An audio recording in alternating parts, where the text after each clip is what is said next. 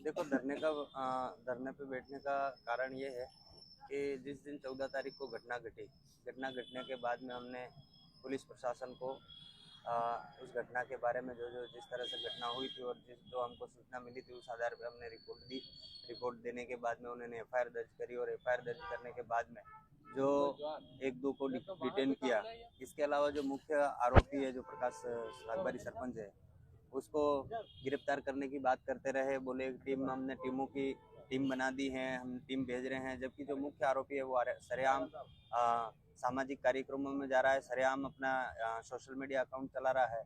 इसके बावजूद पुलिस प्रशासन का कहना ये था कि हम उसको ढूंढ रहे हैं और सरेआम वो अपना अकाउंट इस्तेमाल कर रहा है। तो फिर हमको लगा कि प्रशासन कहीं ना कहीं ढिलाई कर रहा है, एक बार हमको बात करनी चाहिए।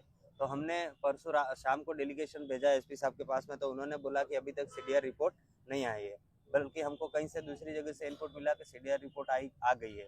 तो मुझे ऐसा लगा कि पुलिस प्रशासन उसको बचाने का प्रयास कर रही है। तो हम कल सुबह से धरने पर बैठे हैं।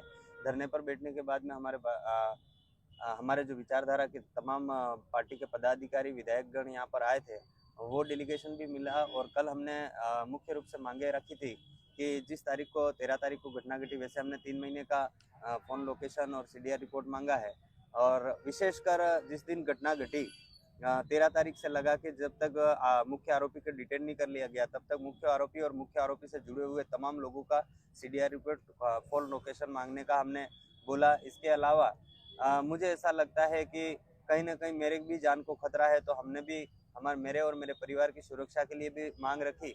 और हमने उसके खिलाफ जो पहले मर्डर के आरोप में जेल गया, और इसके अलावा भी मर्डर के कई सारे आरोप है, उनका पीपलकुट थाने और बुंगड़ा थाने और अन्य थानों से हमने उनका रिकॉर्ड मांगा है। और हमने ये कहा था कि हमारे सामने सीडीआर रिपोर्ट बताया जाए।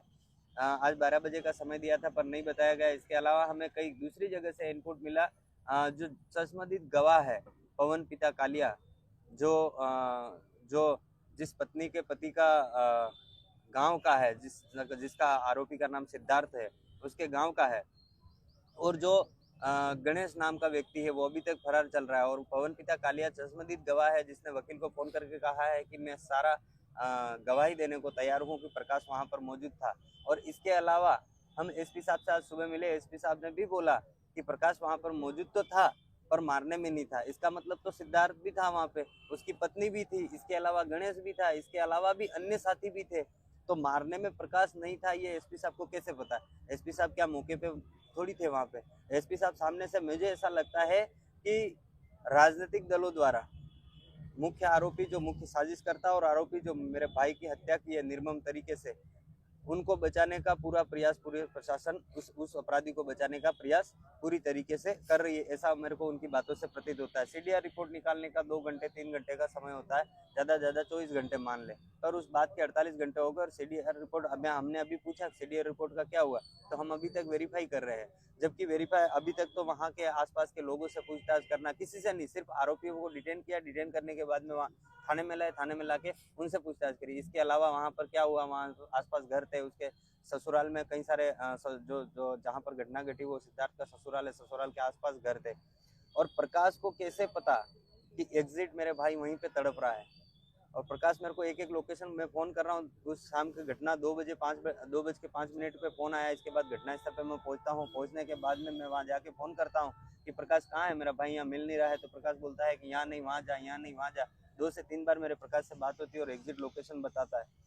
तो मुझे ऐसा लगता है कि राजनीतिक संरक्षण, या फिर ये कह सकते हैं कि दबाव, और दबाव के पर पुलिस प्रशासन को राजनीतिक संरक्षण में काम नहीं करना चाहिए। आज मैं मेरे क्षेत्र का एक विधायक प्रत्याशी के रूप में प्रतिनिधित्व करता हूं। इस बांसवाड़ा जिले में कई सारी जगह पर ऐसी कोई घटना घटती है तो मैं उनकी हक अधिकार की लड़ाइयों को लेकर खड़ा रहता हूं। परंतु आज मेरे भाई के साथ में ऐसी घटना घटी है और उसको राजनीतिक टूल देकर मेरे भाई को न्याय दिलाने की बजाय उस अपराधी को संरक्षण दिया जा रहा है। इससे इस क्षेत्र की जनता में भय का माहौल बना हुआ है और भय का वातावरण बना रहेगा, क्योंकि हमारे इतना बड़ा संगठन होने के बाद भी अगर मुख्य आरोपी बचता है और वो आरोपी बचते हैं जो मौके पे हैं, अपना फोन लोकेशन बता रहा है, कॉल लोकेशन बता रहा है, सीडीओ रिपोर्ट बता रहा है, इसके बावजूद प्रशासन बचाने का प्रयास कर रहा है, तो ये कहीं ना कहीं सरासर अन्याय है।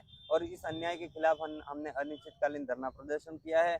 अगर आज शाम तक सही ढंग से कार्रवाई नहीं कर हमको आश्वस्त नहीं किया जाता है तो आने वाले समय में प्रशासन को भुगतना होगा। यहाँ की कानून व्यवस्था बिगड़ सकती है, इसकी गारंटी प्रशासन की रहेगी, क्योंकि हम 2 दिन से बिल्कुल शांत वातावरण से संवैधानिक तरीके से हम अपनी मांग को रख रहे हैं और हम अपना काम कर रहे हैं, पर प्रशासन अपना काम सही ढंग से नहीं कर रहा है।